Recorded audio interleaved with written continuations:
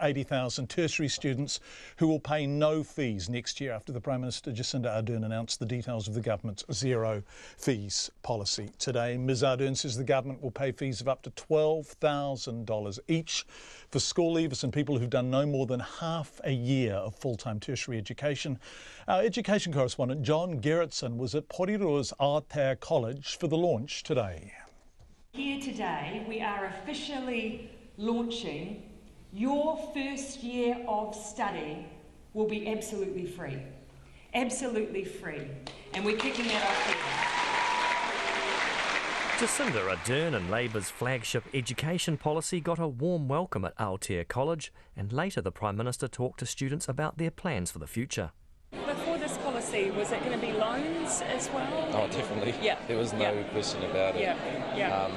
Not just for the study side of things, but accommodation and everything. Yeah. But having free study just makes it so much easier. Yeah. Ms Ardern says 80,000 students are expected to take up the zero fee option next year, and was at pains to emphasise that most of them wouldn't be bound for university. The majority of students who take this up are likely to go into polytech, vocational training, apprenticeships, wānanga and PTEs, not university. And so we want to really emphasise those are the areas where we need more skills and trade training, and those are the areas where we're likely to see uptake. The government estimates about 2,000 or 3% of the students will be people who would not otherwise have studied. Aotea College student Elena Tolai says she might be one of them. I wasn't planning on going to, university next year because financially speaking, but now that this, policy is now in place, it brings an option to the table now, and I'm thinking of going into it now, and so that's pretty awesome. The school's head girl, Joanna Pulepule, says she was going to university next year anyway, but the policy will have a big impact on Pacifica families.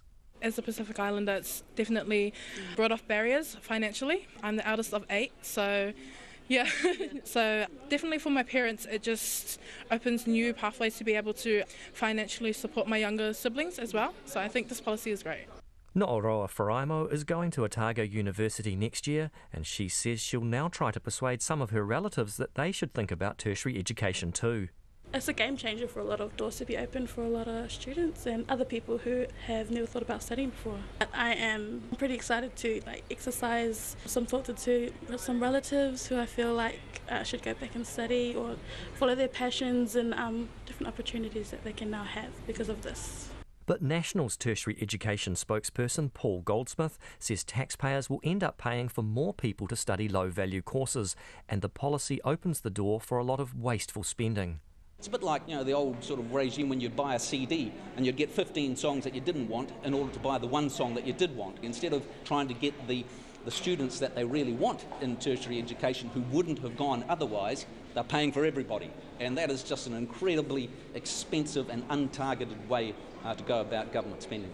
The government's budgeted up to $380 million in the current year for the zero-fee policy and the $50 a week boost to student loans and allowances. Prospective students can find more information on the policy at the website feesfree.govt.nz. Mo te hotaka, mo te ahiahi, ko John Gerritsen tēnei.